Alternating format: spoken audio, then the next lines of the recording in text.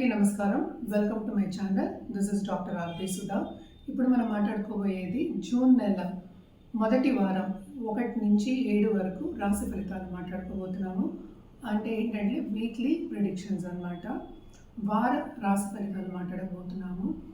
అన్నిటికన్నా ముందు మనం ఎప్పుడు మాట్లాడుకునేది గోచారం గురించే. ఎందుకంటే గోచార రీత్యానే మనం ఏంటంటే ప్రెడిక్షన్స్ ఇవ్వడం అనేది జరుగుతుంది. సో ఎక్కడెక్కడ ఏం ప్లానెట్స్ ఉన్నాయో మనం చూద్దాం. అందరికీ తెలిసిన విషయమే.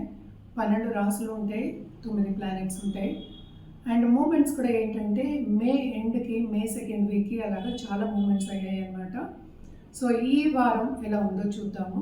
అన్నిటికన్నా ముందు మనం మాట్లాడుకునేది ఎప్పుడు శని గురించి మాట్లాడుకుంటాము. ఎందుకంటే శని ఏంటంటే మనకి యోగకారకుడు అవుతారు. చాలా జాతకాలకి యోగకారకుడు అవుతాడు. అలాగే కాకుండా ఏంటంటే ఆయుకారకుడు, అలాగే కర్మకి కారకుడు కూడా మనం శని అనే చెప్పుకుంటాం అనమాట. సో శని ప్రస్తుతం ఏంటంటే మీనంలో ఉన్నారు. సో ఏళ్ళనాటి శని ఎవరెవరికి ఉందో ఫస్ట్ చూద్దాం. మీనరాశికి ఉంది, అలాగే మేషరాశికి ఇప్పుడే మొదలైందనమాట.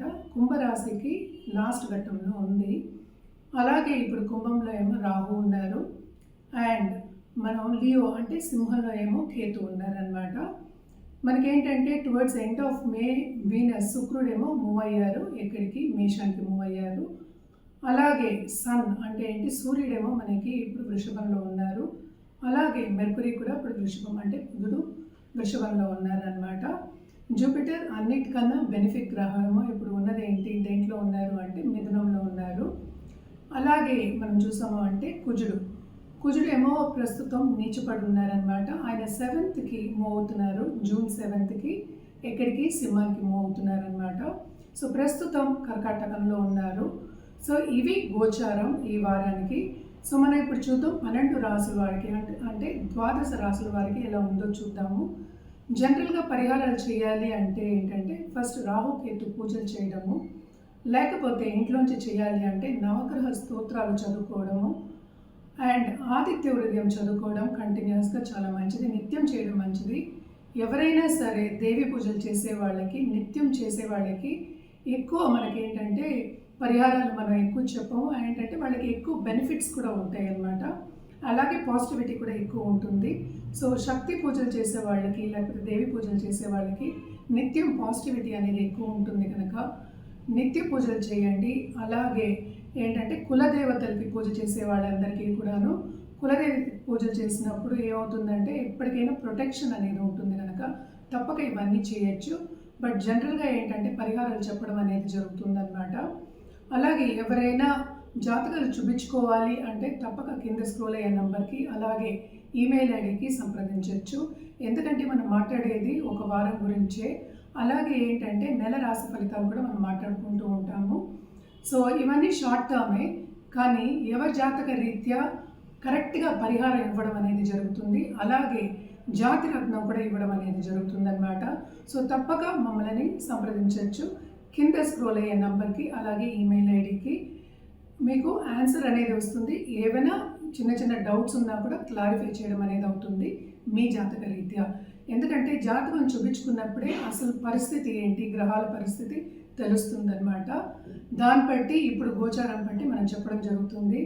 రాశి ఫలితాలు అనేది ఏంటంటే జనరల్గా మనం చెప్పేది అంటే చంద్రుడు మూమెంట్ బట్టి, రాశిని బట్టి చెప్పడం అనేది జరుగుతుందన్నమాట. సో ఎప్పటికైనా జాతకం పరిశీలించినప్పుడు అంటే వ్యక్తిగత జాతకం పరిశీలించినప్పుడు ఒక రెమెడియల్ మెషర్స్ కానీ, లేకపోతే వేరే ఏమైనా పరిహారాలు చేయాలి అనడం కానీ ఈజీగా చెప్పడం అనేది జరుగుతుందన్నమాట. సో తప్పక మీరు మమ్మల్ని సంప్రదించవచ్చు. ఇప్పుడు మనం మాట్లాడుకోబోయేది కర్కాటక రాశి వాళ్ళ గురించి. కర్కాటక రాశి వాళ్ళకి ఈ వారం అంతా కొంతవరకు ఇబ్బందులు అనేది కనిపిస్తోంది. దేంట్లో ఇబ్బందులు? అటు ఫైనాన్షియల్ స్టెబిలిటీ అనేది కొంచెం తక్కువ అనిపిస్తోంది. ఎందుకంటే కూడానే మనకి డెబిలిటేటెడ్ మార్స్ అనేది అంటే కుజుడు అనేది ఉన్నారు. సో తప్పక తొందరపాటు నిర్ణయాలు తీసుకోకుండా ఉండడం అనేది మంచిది. ఏంటంటే ఎవరైనా ప్రెషర్ పెడితే కనుక కొంచెం ఆలోచించుకునే నిర్ణయాలు తీసుకోవడం అనేది వీళ్ళకి సూచన అనమాట. అలాగే మనం చూసాము అంటే 9th శని ఉన్నారు. సో తప్పక వీళ్ళకి భాగ్యం అనేది బాగుంటుంది, కానీ వాటరీ సైన్లో ఉన్నారు. అండ్ ఆల్సో ఏంటంటే కర్మకి కారకుడు కూడాను మనకి శని. సో తప్పక ఏంటంటే వీళ్ళకి దూర దేశాల్లో వెళ్ళి సెటిల్ అయిన వాళ్ళకి కానీ ఫారిన్లో ఇప్పుడే వెళ్ళి మనం సెటిల్ అవుదాం, వేరే చోటకి ఇంటి దగ్గర నుంచి వేరే చోటకి వెళ్దాం అనుకున్న వాళ్ళందరికీ కొంతవరకు ఇబ్బందులు అనేవి కనిపిస్తున్నాయి అన్నమాట. సో తప్పక ఏంటంటే యాంగ్జైటీ ఇష్యూస్ అనేవి చాలా ఎక్కువ ఉంటాయి. అలాగే నిరుద్యోగులకి ఉద్యోగ అవకాశం వస్తుంది కానీ వాళ్ళకి తగిన జాబ్ వచ్చే సూచనలు అయితే కనిపించట్లేదు ఈ వారంలో. గట్టిగా ప్రయత్నించవలసిందే. సో అలాగే మనం చూసాము అంటే 12th జూపిటర్ ఉన్నారు కనుక తప్పక వీళ్ళకి ఏంటంటే చాలా ఖర్చులు అనేవి కనిపిస్తున్నాయి. ఎస్పెషల్లీ ఏంటంటే దూబ్రా ఖర్చులు ఎక్కువ కనిపిస్తున్నాయి అన్నమాట. అలాగే నేను ఇందాక చెప్పినట్టు కొంతవరకు కోపతాపానికి వెళ్లకుండా జాగ్రత్తగా మసులుకోవడం ఈ వారం అంతా మంచిదన్నమాట. అలాగే మనం చూసాము అంటే ఎవరైనా మహిళలు ఇంటి నుంచి ఫుడ్ బిజినెస్ చేయాలి అనుకున్న వాళ్ళందరికీ కొంతవరకు మంచి సూచనలు కనిపిస్తున్నాయి. ఫుడ్ బిజినెస్లో ఉన్న వాళ్ళకి కూడా ఏంటంటే చాలా డిస్టర్బెన్సెస్ అనేవి కనిపిస్తున్నాయి ఈ వారం అంతా కర్కాటక రాశి వాళ్ళకి.